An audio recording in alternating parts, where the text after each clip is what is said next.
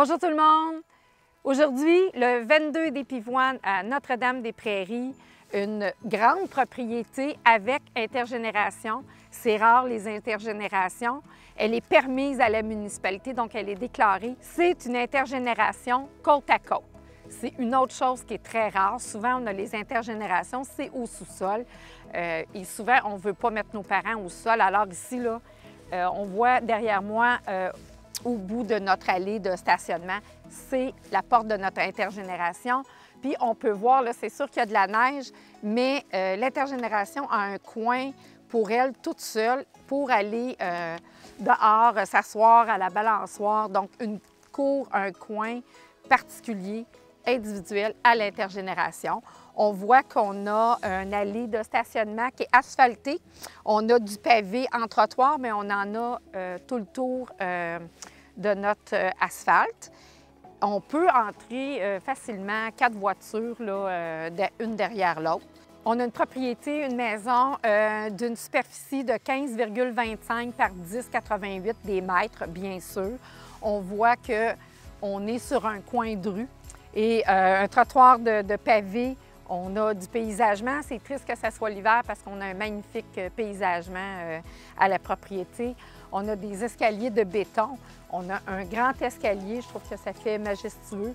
Une belle porte pleine avec des couleurs quand même très tendance.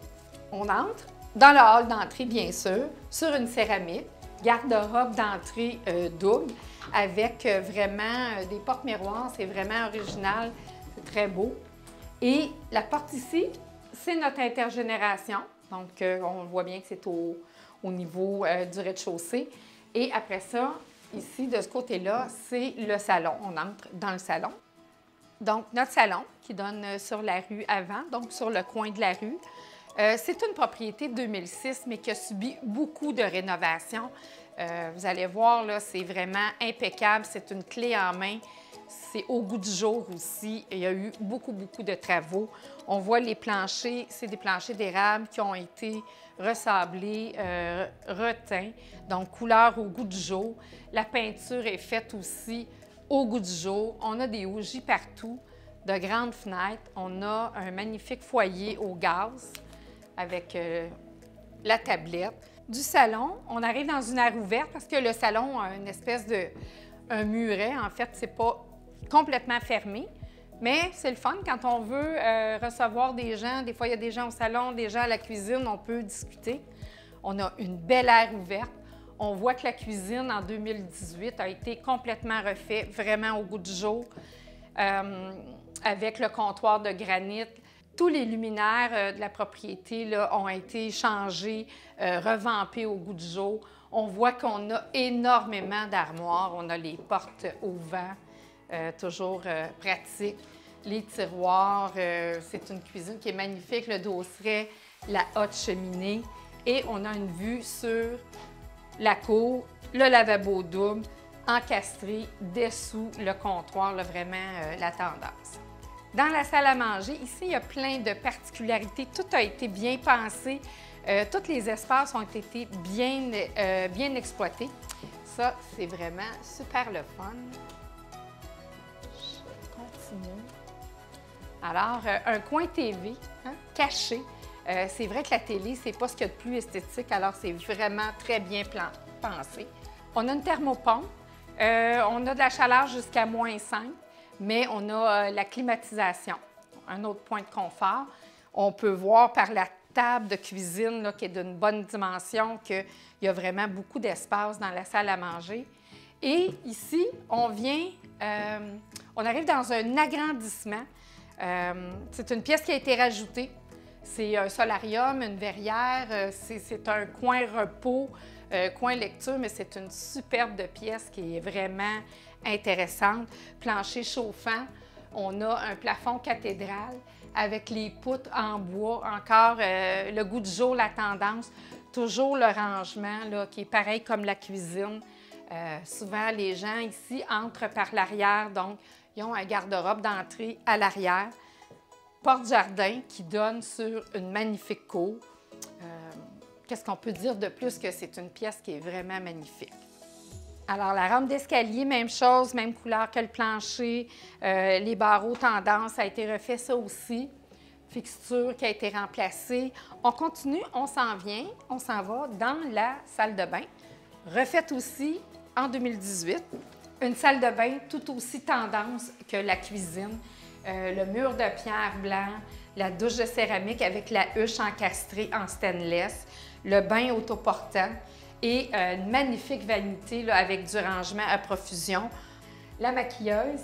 Alors, on ouvre, on découvre un miroir, un néon. Il y a même une prise de courant qu'on peut brancher, peut-être le fer plat, le rasoir pour monsieur. C'est vraiment un coin très, très, très pratique. On a même pensé à mettre une huche pour faire un peu de design. Les lumières encastrées, c'est un polymère. Donc, je vous ai parlé tantôt de la récupération d'espace, c'est le cas ici. La tablette, on a, c'est le fun dans une salle de bain d'avoir la céramique là, à mi-mur, c'est vraiment hygiénique, c'est propre, on peut laver facilement, facile d'entretien. Et pour finir, bien sûr, on a un plancher chauffant. En face de la porte de la salle de bain, un coin rangement vraiment intéressant. Alors, j'ouvre et puis je sors. Ça, c'est quelque chose que tout le monde rêverait d'avoir. Tous les produits, on a un espace pour la balayeuse centrale, en fait, les boyaux. On a accès à tous nos produits, ça ne traîne pas. On n'a pas ça en dessous des lavabos.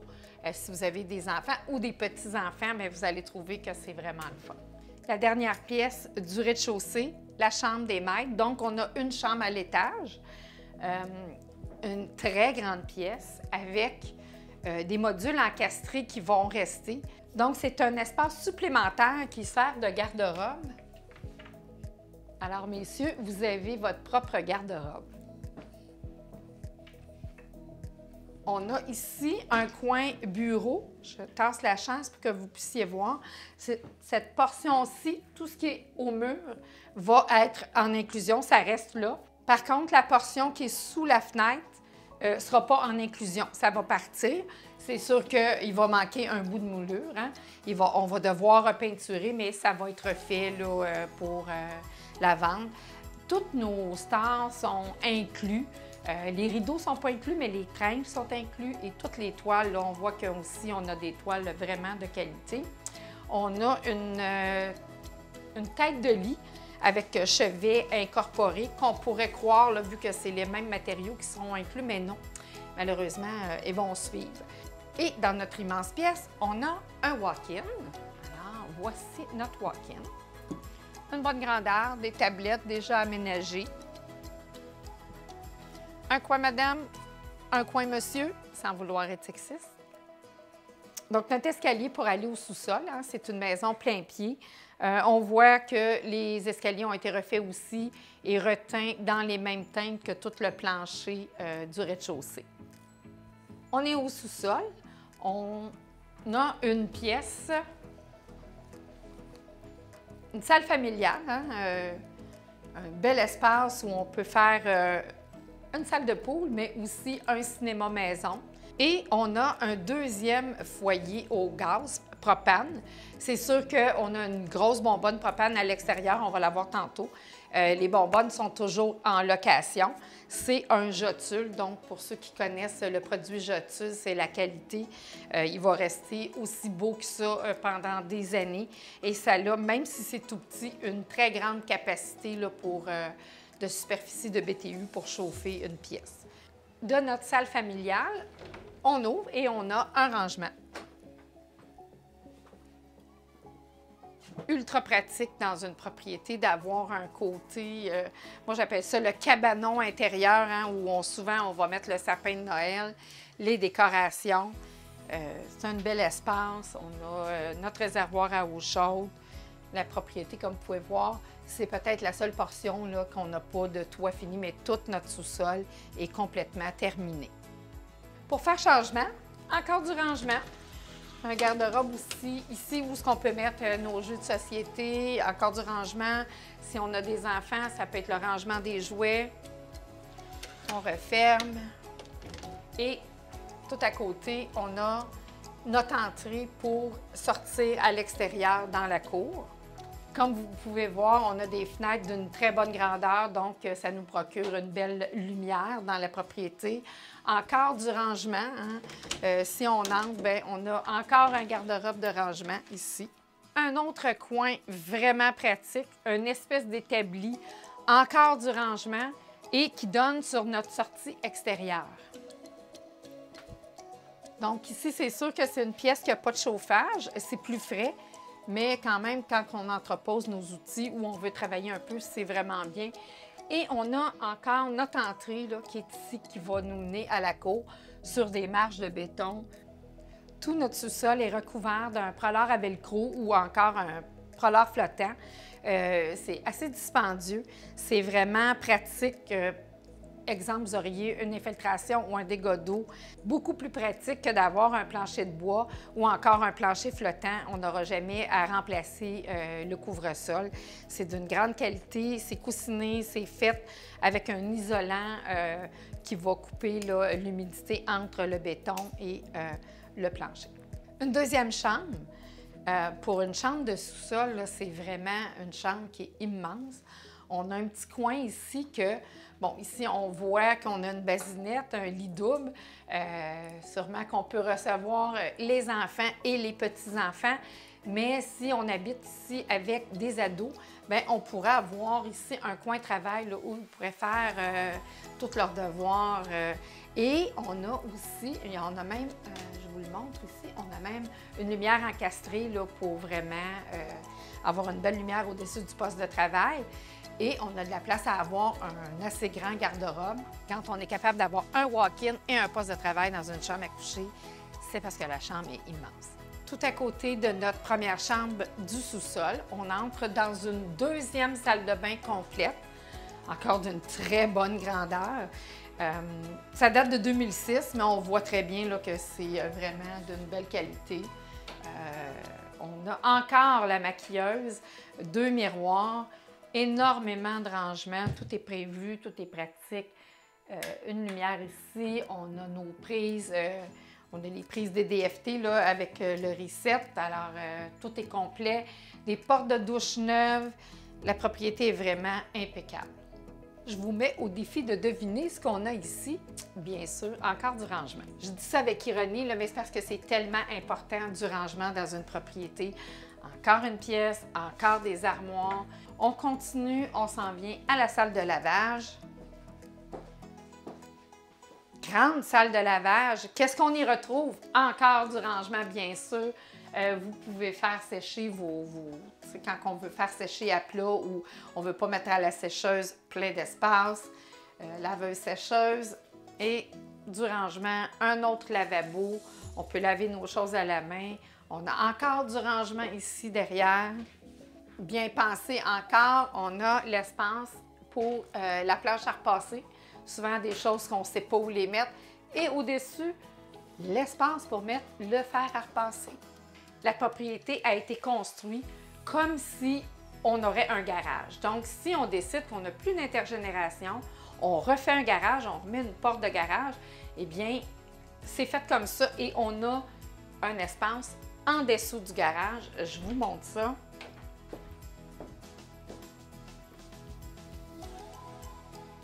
Donc, au risque de me répéter, bien, ici, toutes les pièces sont maximisées, tous les espaces sont maximisés. Encore du rangement, ça pourrait facilement faire un atelier parce qu'on est loin de tout. Alors, si on travaille, hein, la poussière ne va pas se déplacer. C'est un bel espace, c'est grand, isolé, donc en dessous de notre intergénération.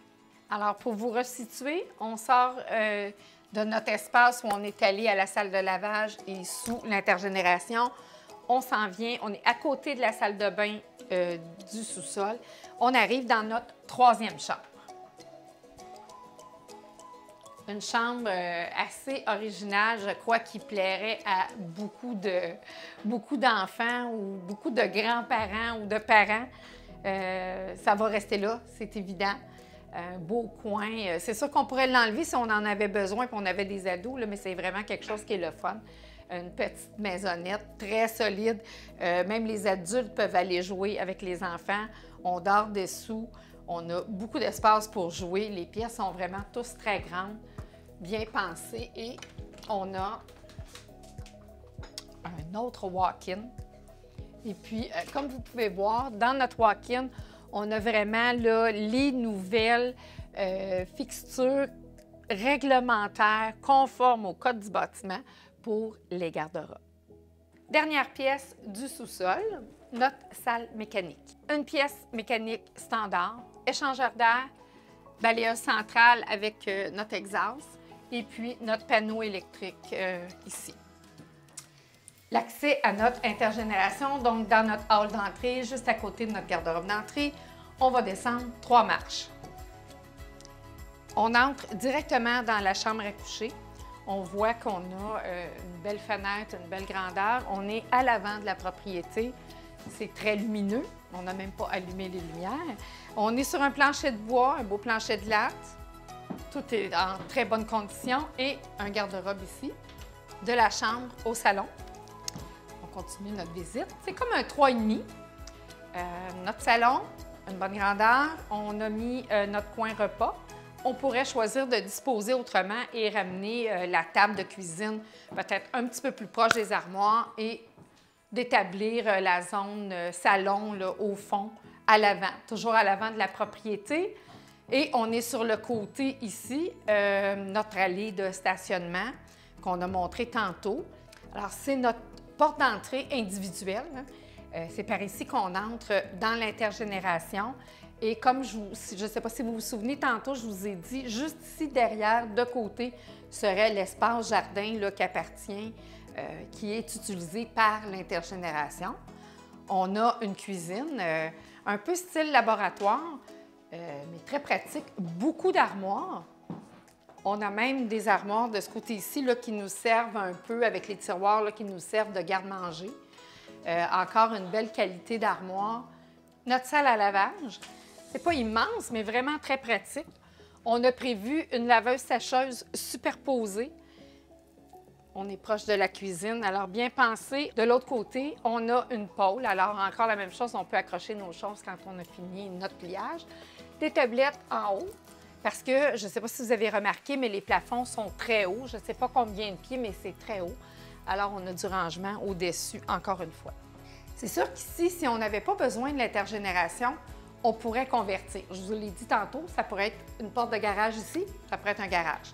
Par contre, si on voulait faire un salon de coiffure, un centre de massothérapie, des bureaux, hein, on veut travailler à la maison, on veut recevoir des clients, une entrée indépendante, on n'a pas accès à la propriété, c'est un bel espace, beaucoup de fenêtres, donc ça ne serait pas dramatique de travailler dans cet environnement-là. Donc, c'est pratique. C'est sûr que si on a envie de faire quelque chose de commercial, on doit toujours faire nos vérifications à la municipalité pour voir si notre projet est viable. Et notre dernière pièce, chose importante, bien sûr, une salle de bain.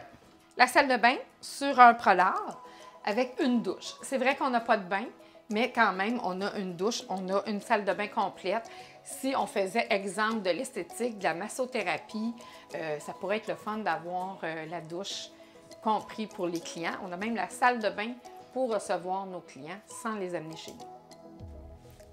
À la sortie, on arrive sur un patio de bois traité du IP, donc une qualité supérieure. 2 marches, on descend et le rêve de tous les maniaques de charcoal ou de barbecue, une superbe cuisine extérieure avec le charcoal qui va rester, c'est un Napoléon. On a un beau comptoir en époxy, frigidaire en exclusion et puis on a un lavabo. Alors on peut vraiment tout faire, vraiment cuisiner dehors et puis profiter de cette magnifique cour. On a des rampes en aluminium. La cour est vraiment bien pensée. Là, comme on peut voir, on a à plusieurs endroits l'éclairage. C'est électrique, c'est pas solaire. Nos barrières, notre clôture, toujours en aluminium. Ensuite, je ne sais pas si vous allez voir, on a une espèce de paravent. Je n'aurais pas le nom exact de la matière, mais c'est comme une espèce de PVC qu'on se sert là, pour faire les patios maintenant. Désolée, j'ai oublié le terme. mais c'est l'espace où on cache les poubelles. Alors, on ne voit même pas les poubelles. Vous avez pu voir qu'on a une headset qui fait qu'on est super intime, parce que si on se souvient bien, on est sur un coin de rue. On a un magnifique pavillon, vraiment, c'est à voir. Donc, notre propriété, on a un revêtement de pierre et de cannexel. Mais ici, notre pavillon, on est venu le construire, c'est notre vendeur qui l'a construit. C'est du Maybach, alors c'est en bois. Comme vous pouvez voir, c'est des porte-patios, des vrais porte-patios. C'est pas le genre de pavillon qu'on achète chez Trévis. C'est vraiment un pavillon qui a été fait, construit. C'est sûr que notre pavillon n'est pas décoré, aménagé. Hein? C'est un pavillon d'été, c'est pas isolé. On sert tous nos meubles de jardin à l'intérieur du pavillon. Vraiment pratique. On voit que c'est des vraies fenêtres. À l'intérieur, c'est en planche de bois avec un design. On a la chaufferette au plafond pour se garder chaud. C'est une pièce magnifique, là, des fenêtres des deux côtés. On continue notre visite de la cour arrière. C'est un grand terrain ici. On a 904 mètres carrés. C'est un petit peu plus de 10 000 pieds carrés. Donc, une très grande cour pour la ville. Et puis, bien divisé, hein? On a la portion piscine qui est clôturée. Alors, si vous avez des enfants, des petits-enfants, c'est séparé. On enlève les risques de la piscine creusée. On va vous mettre des photos d'été, c'est bien sûr. Tout le tour de la piscine est fait avec du béton. Là. On a des dalles de béton, trottoirs de béton.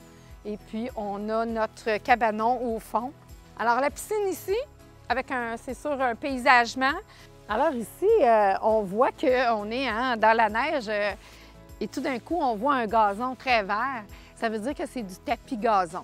Mais ce n'est pas du tapis gazon qu'on achète chez Rona, c'est vendu par un spécialiste. C'est ce qu'on utilise pour faire les terrains de soccer. Les gens ont mis du tapis gazon, là, je crois, 4 ans. Et puis, il y a toujours la même couleur, la même texture. On ne croirait pas que c'est du tapis gazon. On pourrait penser que c'est un green de golf, là. Très simple d'entretien. Hein? Au début de la saison, on passe la balayeuse, on passe la shop vac, et puis on enlève là, tous les restants de feuilles qu'il y a eu à l'automne. Et puis c'est fini, on n'y touche pas de l'année. On voit ici, là, il y en a encore. On voit que je suis sur ce qu'on appelle des pas japonais. Il y en a tout le long là, pour agrémenter puis faire du design. Notre cabanon, où on a mis notre filtreur au sel. Tout est balancé électroniquement. On a un chauffe-eau pour la piscine, une thermopompe à l'électricité. Alors, au fond de la portion cour piscine, on a notre bonbonne de propane pour nos 2 foyers au propane. Et derrière la clôture, on voit où il y a la balançoire et le bel arbre, que c'est le coin pour notre intergénération. Piscine creusée 2010 et la toile a été changée 2020, donc il y a 2 ans. Je ne sais pas quoi rajouter avec cette propriété-là. C'est assez complet, c'est immense. Je ne sais pas qu'est-ce qu'on peut demander de plus aussi pour notre vie extérieure, profiter de la propriété, du beau terrain. Vraiment, je vous le dis, ça, c'est un petit pain chaud. Ça va partir tout de suite, surtout des intergénérations côte à côte. Il n'y en a pratiquement pas. Manquez pas votre coup. Venez nous voir, venez visiter. La propriété est là, elle vous attend, elle est pour vous. Occupation 15 juin.